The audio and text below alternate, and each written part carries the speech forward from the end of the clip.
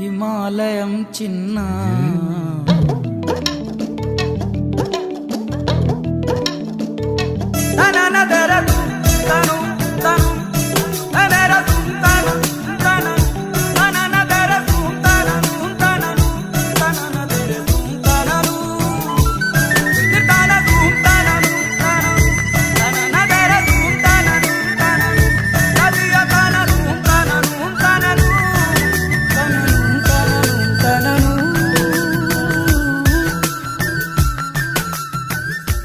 ఉందిగా మా అమ్మ.